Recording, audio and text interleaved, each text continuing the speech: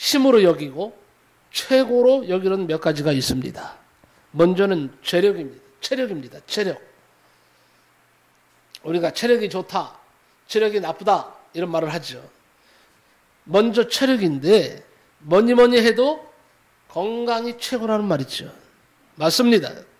건강을 놓치면 다 놓치고 맙니다. 여러분, 이 무더운 여름날에 건강을 잘 유지하시기 바랍니다. 이것이 최고의 행복이에요. 복이에요. 여름에 무더위에 건강 잃으면요 고생 엄청나게 합니다. 그러니 건강 잘 관리하시기 바랍니다. 두 번째는요 지력이라고 합니다. 지력. 알지자죠. 아는 것이 힘이에요. 시골 면장도 어때요? 알아야 돼요. 알아야 면장을 하는 거예요. 아는 게 중요해요. 많이 배운 사람들이 좋은 자리에 앉는 것은 기정사실입니다. 우리 주위에 보세요. 많이 배운 사람들이 좋은 자리에 많이 앉아있지 못 배운 사람들이 좋은 자리에 많이 앉아있지를 않는 것을 우리는 알게 됩니다. 그래서 열심히 어떻게 해요? 배우려고 하는 거죠. 자녀들을 키우는 거죠. 어느 집 시골 그 농가 얘기를 제가 들었는데요. 그 아버지 어머니가요. 소를 한 15마리 정도 키운대요. 그런데 그 자녀들 그리고 농사일을 하는데 자녀들 뒷바라지 하느라고요. 소 15마리 다 들어가고 그것도 모자라서 빚내갖고 결국은 자식들 넷을 공부를 시켰다는 얘기를 들었어요. 그야말로 그런 말을 하더라고요. 그냥 그야말로 등짝이 휘도록 등골이 휘도록 자녀들을 키워놨더니 또 후회를 하세요. 나이가 들어서 이제 움직이지 못하니까 자녀들이 좀 돌봐줬으면 하는 마음인데 자녀들이 자신들을 돌봐주지 않는다고 참 한탄하시는 얘기를 들으면서 가슴이 아팠어요. 어떻든 중요한 것은 뭡니까? 정말 아는 거예요. 그리고 재력, 세 번째는 재력이에요. 재력이 뭡니까? 돈의 힘이에요. 돈이 힘이 있어요. 돈이 많으면 당당합니다. 돈이 많지 않으면 없으면요 당당하지를 못해요. 어깨를 펼 수가 없어요. 돈으로요 지기도 삽니다. 돈으로 명예를 삽니다. 돈으로 못하는 것이 없습니다.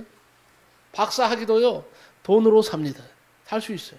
뱃속에 있는 아기에게 너 돈 줄게 어서 나와 하면은 제가닥 나온다고 합니다. 즉시 나온다고 합니다.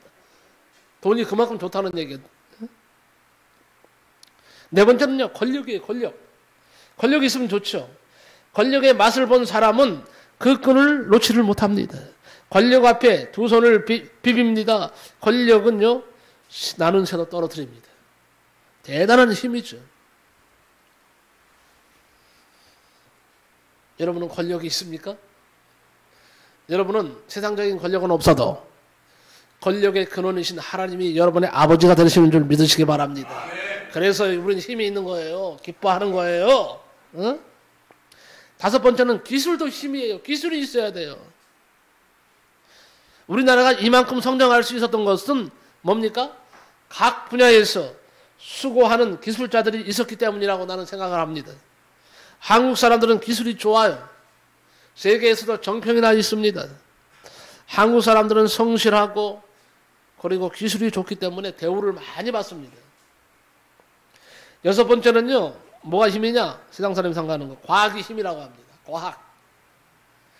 첨단 과학이 그야말로 첨단 문명을 이끌어가고 있습니다. 우리는 어떻게 보면요. 과학의 힘을 너무 모르고 있어요. 세상 사람들은 과학의 힘을 알기 때문에 하나님을 의지하지 않고 세상을 의지하고 세상의 것들을 사랑하면서 살 수밖에 없는 것이죠. 하지만 우리가 과학의 힘은 받지 못한다 할지라도 과학 위에 계신 하나님께서 세상 우주 만물을 다스리시며 우리에게 축복하시고 함께 하시는 줄로 믿습니다. 그리고 마지막으로 일곱 번째는 뭐냐? 신용이에요. 신용.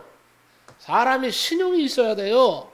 특히 사업을 하는 사람들은요 신용을 잊어버리면 끝장입니다. 어디 가나 무엇을 하나 신용을 바탕으로 살고 신용을 잃지 마시기를 바랍니다. 더군다나 우리 믿는 사람들은 더 세상 사람보다 신용이 있어야 돼요. 나는 우리 주위에서 점점 가면 갈수록 신용을 지키는 사람을 많이 못 보게 됩니다. 신용이 없어요. 말을 하고도 약속을 하고도 지키지를 않아. 다 그냥 허공에 뜬 말이에요. 빈말이에요. 그런데 그런 사람들의 말을 믿었다가요, 아주 낭패를 당해요. 큰 어려움을 당해요.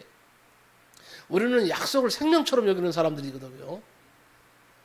그런데 약속을 해놓고 약속을 너무 안 지켜. 그래서 나중에 다 지쳐서 전화를 하면, 내가 언제 약속했나요? 아유, 내가 잊어버렸나요? 그 한마디면 그냥 끝나는 거예요.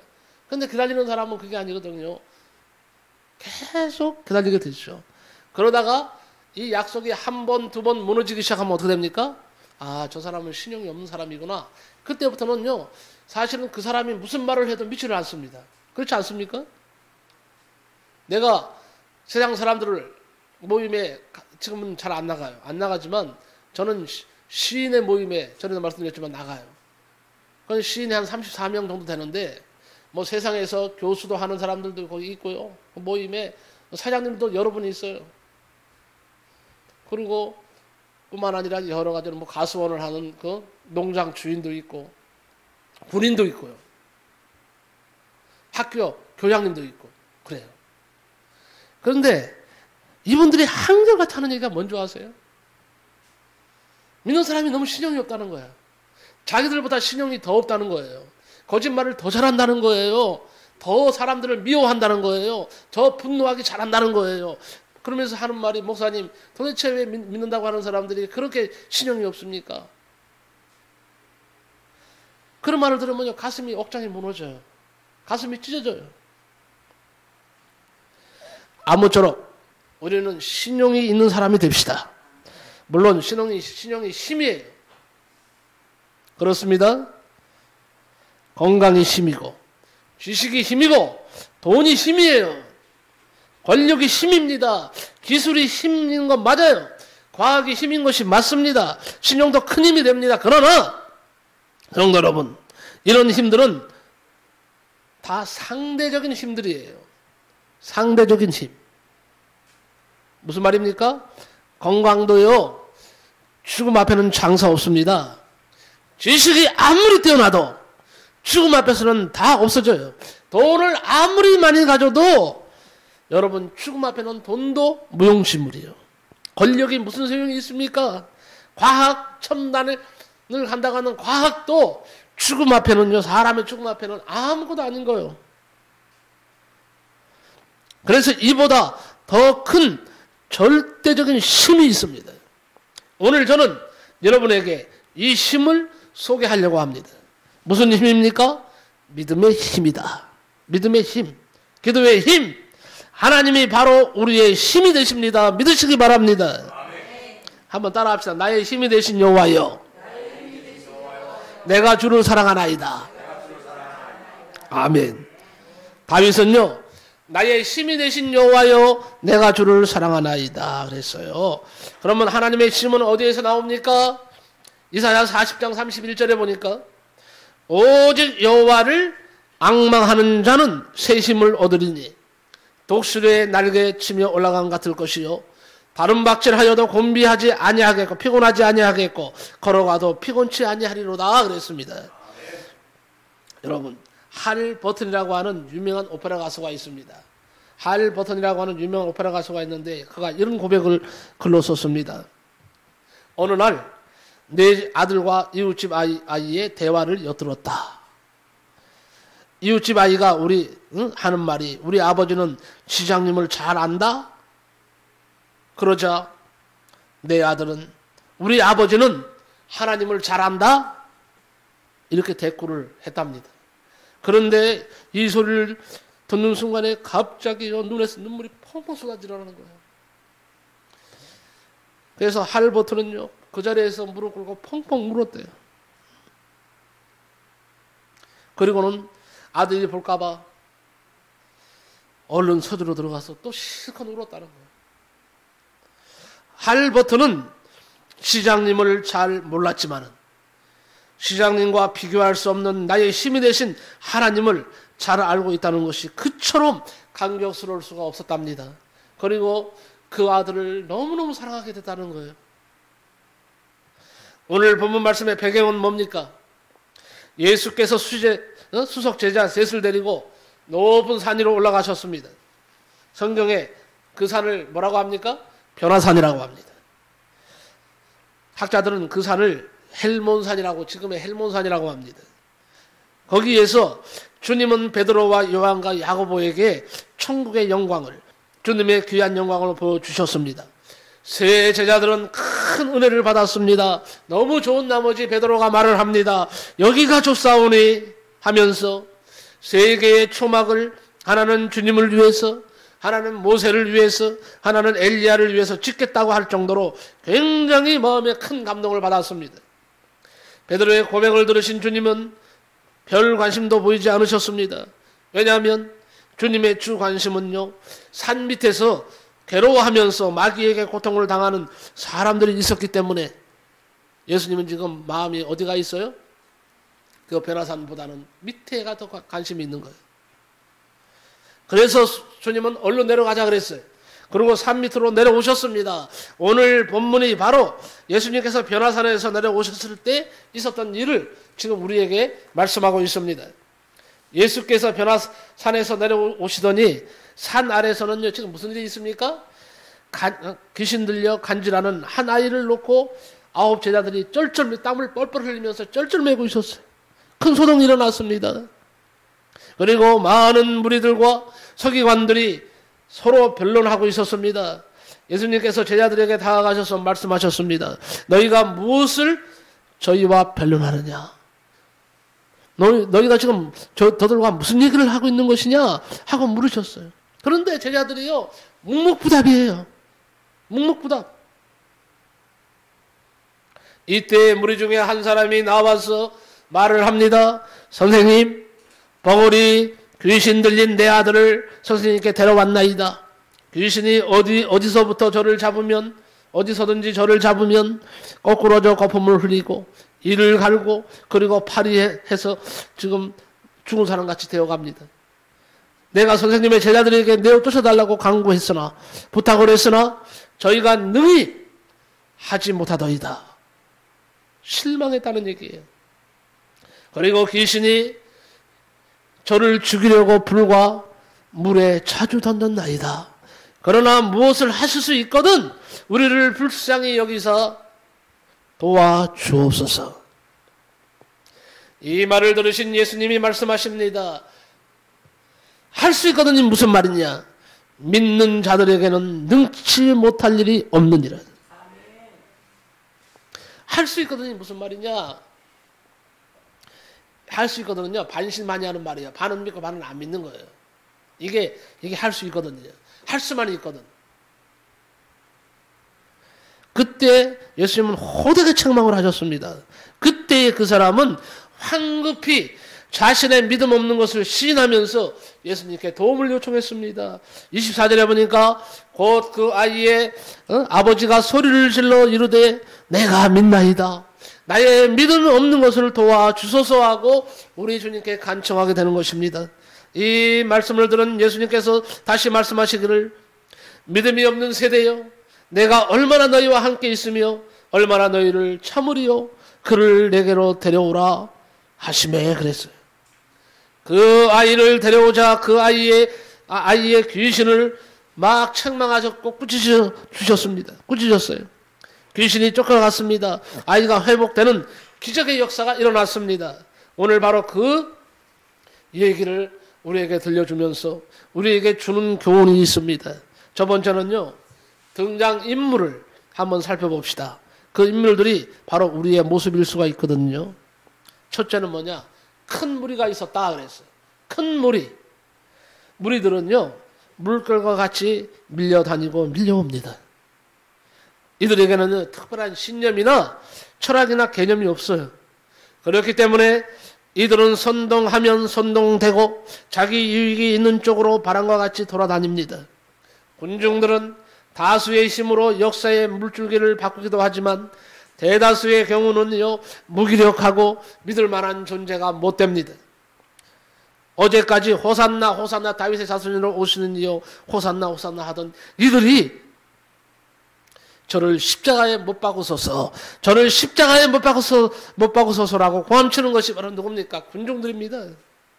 예수님을 십자가에 못 박으라고 고함치던 무리들이 벳세다 들녘에서 떡을 얻어먹던 바로 그 군중들이죠. 하나님을 믿고 모세의 말을 믿고 출애굽을 감행하고 홍해를 건넜던 무리들이 광야에서 반역한 바로 그 무리들입니다. 그러기에 무리들을 우리가 믿을 수가 없습니다. 언제 어떻게 변할지 모르기 때문입니다. 두 번째 등장하는 인물이 있어요. 서기관들이에요. 서기관들이 있습니다. 이들이 여기에 나타난 이유가 무엇입니까? 이들은요, 예수를 믿기 위함이 아닙니다. 예수님의 약점을 캐내어서 모함해서 죽이려고 하는 자들이에요. 이들은 예수와 함께 있었지만은 예수와는 전혀 상관이 없는 자들입니다. 이들은 매사가 부정적이고 비판적입니다. 여러분, 판단하는 자리에 앉기를 이들이 즐겨합니다. 남을 판단하면서도 자신은 전혀 변화될 줄을 모른다는 것입니다. 성도들 가운데서도 이런 교인들이 있습니다.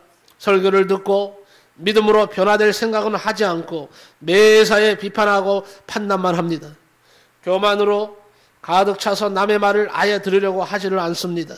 이런 자들을 우리는 구제불능이라고 하는 것입니다. 자신의 부족함을 깨닫는 사람은 교정의 가능성이 있습니다. 그러나 교만한 사람은요, 교정이 불가능합니다. 이런 자들을 향해서 예수님은 뭐라고 했습니까? 회칠한 무덤과 같은 자들, 이 독사의 자식들이라고 아주 신랄하게 비판하셨어요.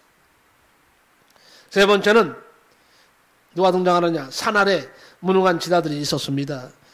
무늬만 제자들이에요. 무늬만 제자들. 예수의 능력이라고는 전혀 없습니다.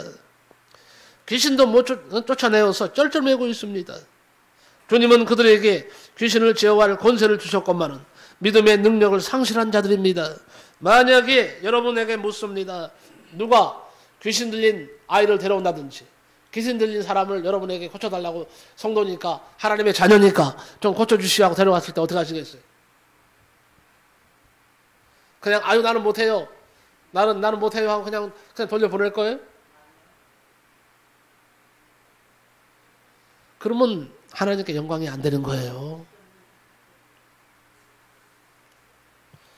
분명히 예수님의 제자들은요, 예수님을 따르는 사람들이었어요. 예수님께서 능력을 주셨어요. 귀신을 쫓아내는 권세를 주셨다고 성경은 분명히 말씀하는데 그들이 귀신을 쫓아내지 못했어요. 쩔쩔매고 있었어요.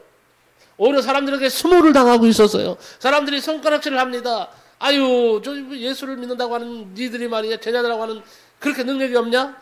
그렇게 못 고치냐? 그리고는 막 책망을 하고 손가락질을 합니다. 비웃습니다. 아주 난관에 빠졌어요. 산 아래 무능한 제자들이 바로 우리가 될 수 있다는 사실을 분명히 인식하고 여러분 기도 많이 하시기 바랍니다. 능력 받으시기를 바랍니다. 참새도요, 때리면 찍소리하고 죽는다 그러잖아요. 좀 찍소리는 해야 될 거 아니에요, 우리가. 참새처럼 죽으라는 얘기가 아니라 그래도 그냥 능력을 한번 사용해 보려고 몸부림치는 거죠. 기도해야죠.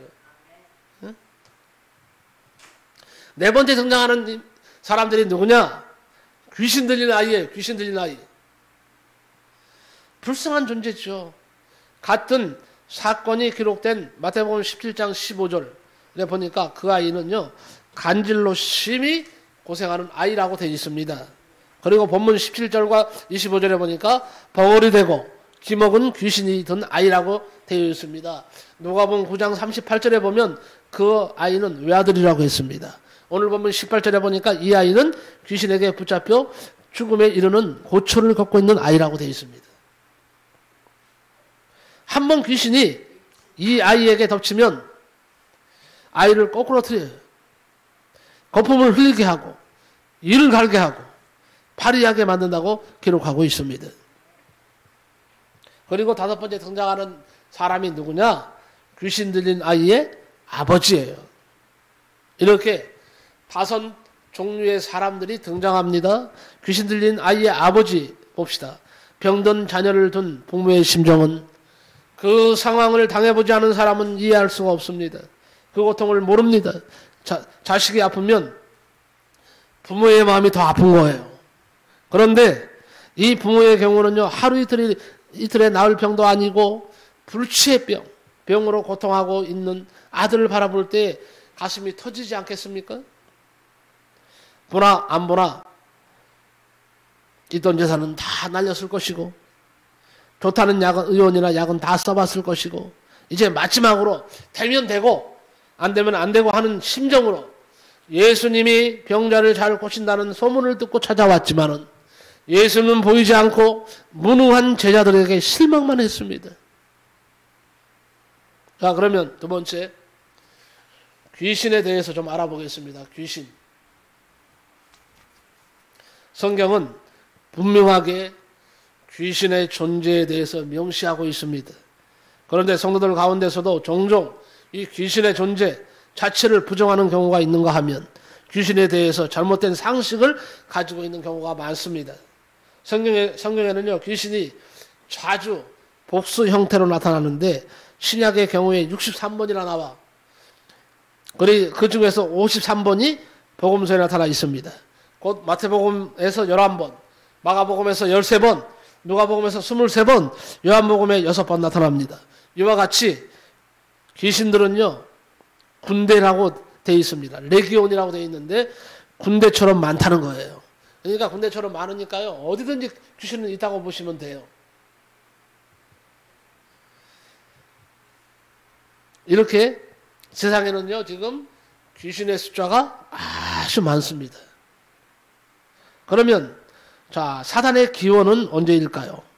천상세계에서 세 천사장이 있었습니다. 하늘나라에 세 천사장이 있었단 말이죠. 미가엘이라고 하는 군대 장관이 있었어요. 이거를 천군이라고 하는데, 군대, 그야말로 미가엘은요, 하나님의 명령을 수행해서 하늘에서 싸움을 하는 천사장이에요. 그 다음에 기쁜 소식을 전하는 천사장이 있어요. 가브리엘이라고 합니다. 가브리엘 천사가 있고, 그 다음에 세 번째가 루시퍼라고 하는 치리대장, 즉 하나님의 경호실장이 있었습니다. 그리고 이 루시퍼는요, 하늘에서 그야말로 찬양대, 악대, 찬양대 천사의 찬양대를 지휘하는 지휘자였고, 찬양대 뭐예요?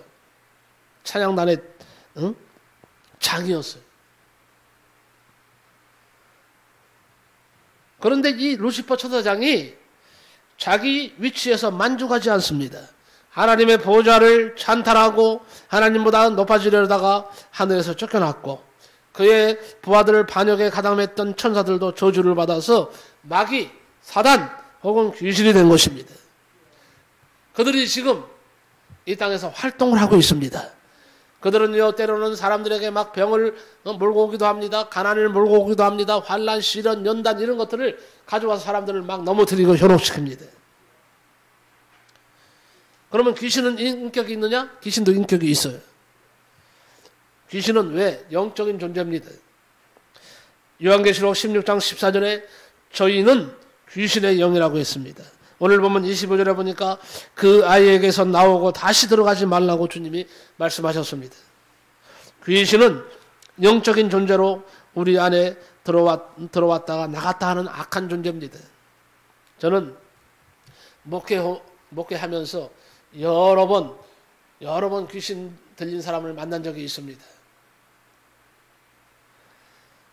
그런데 이 귀신들이요, 들락날락 하는 것을 여러 번 봤습니다.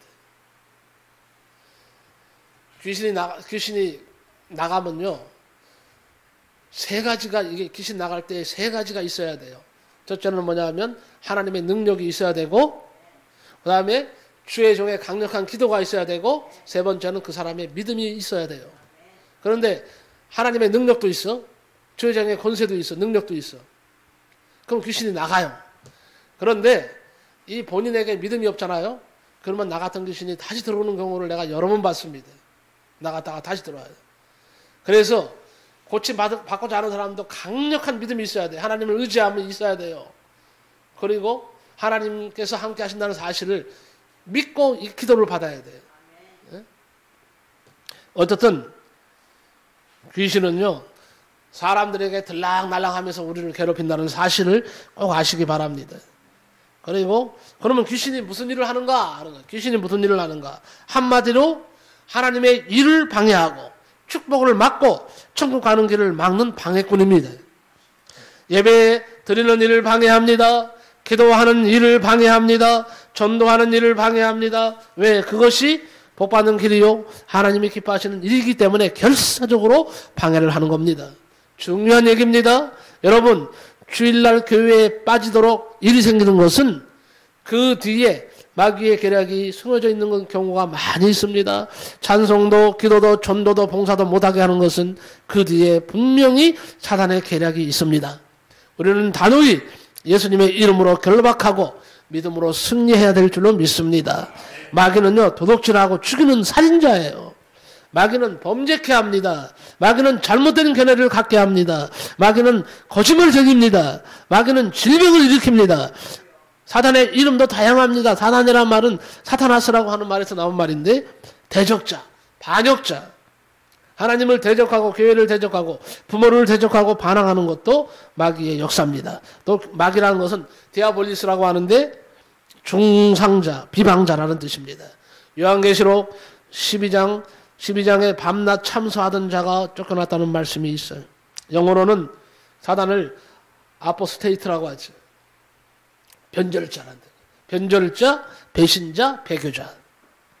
가룟 유다가 마귀가 들어갔어. 가룟 유다에게 마귀가 들어가서 예수를 팔려는 생각을 넣어서 결국 예수님을 배신하게 만들었어요. 그 후에는 자살하게 만들었습니다. 여러분, 귀신이 활동하고 있습니다. 귀신이 활동하는 시간은 주로 밤이에요.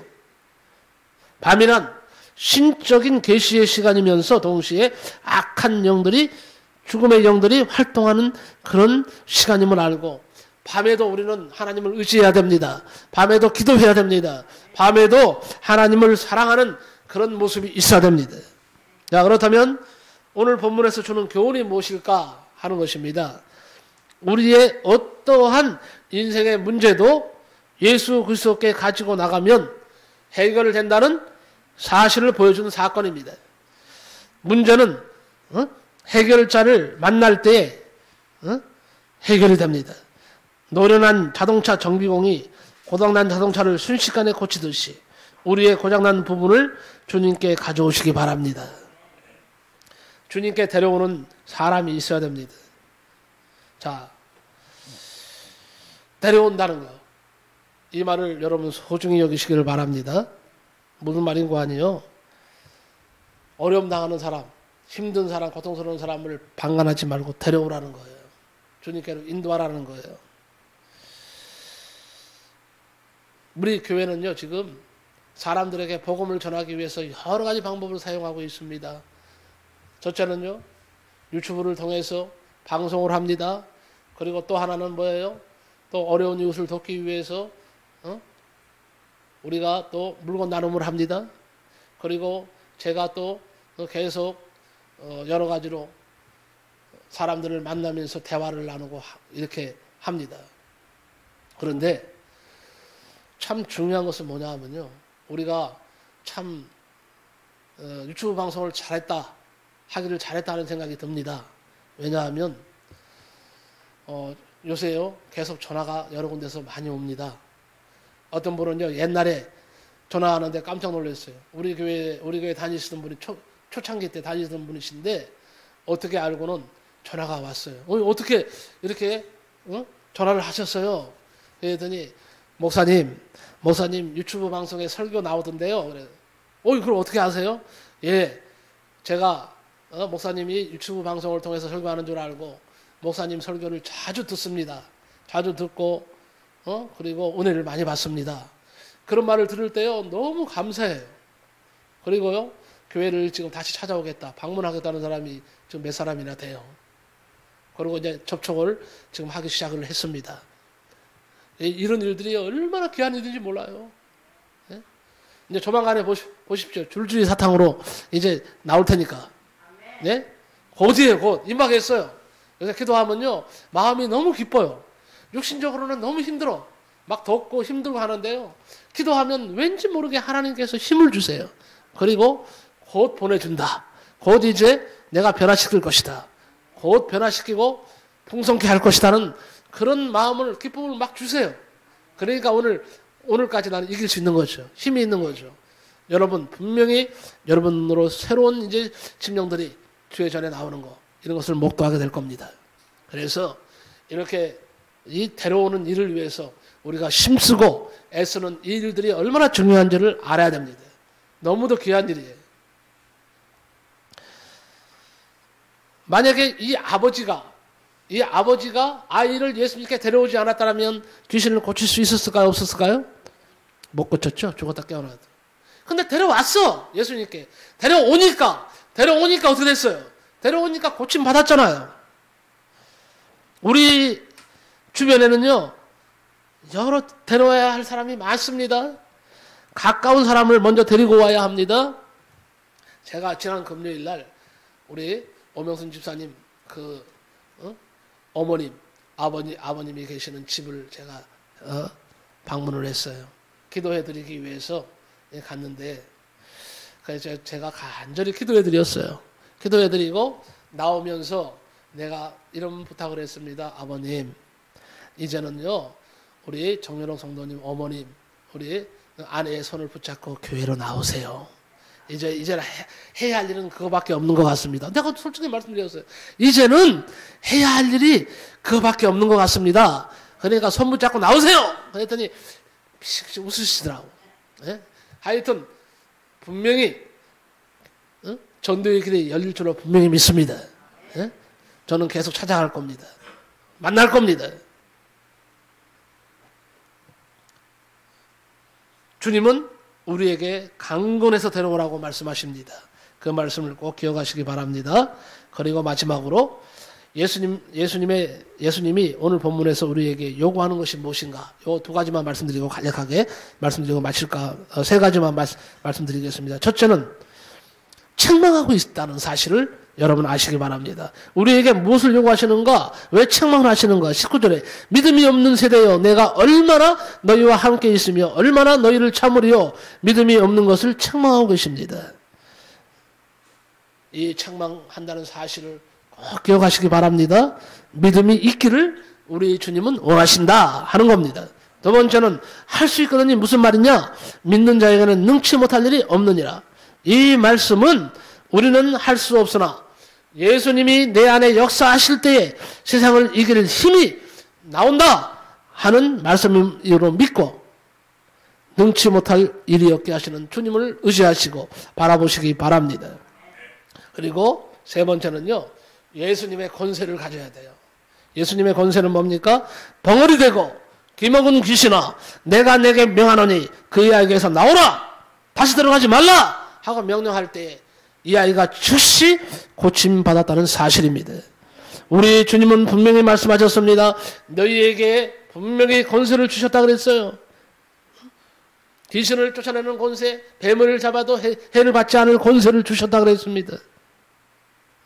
불가능이 가능으로, 절망이 희망으로, 걱정과 근심이 기쁨과 감격으로, 죽음이 생명으로 전환되는 상황을 여러분 만들기 위해서 우리 주님은 나의 능력을 받으라고 말씀하시는 겁니다. 내 능력을 가지고 행하라고 이렇게 말씀하시는 겁니다. 빌립보서 4장 13절에 내게 능력 주시는 자 안에서 내가 모든 것을 할 수 있느니라 이렇게 말씀하셨습니다. 결론입니다. 우리는 굉장한 존재라는 것을 아십시오. 왜? 귀신을 쫓아낼 수 있는 권세를 받은 사람들이고요. 하나님의 자녀고요. 천국에서 왕노릇할 사람들이고, 그리고 영원한 세계에서 천사들을 다스리고 살아야 할 정말 막강한 존재입니다. 힘 있는 존재입니다. 굉장한 존재인 것을 아시기 바랍니다. 그러니 세상 앞에 두려워하지 말고 세상을 향해서 담대하게 능력을 보여주시는 하나님의 사람들이 되시기 바랍니다. 세상을 이길 담대한 믿음과 힘은 기도에서 나옴을 믿고 힘써 기도하셔서 모두가 다 주님이 기뻐하시는 또 일을 할 수 있는 능력의 사람들이 다 되시기를 예수님의 이름으로 간절히 축복합니다. 기도합니다.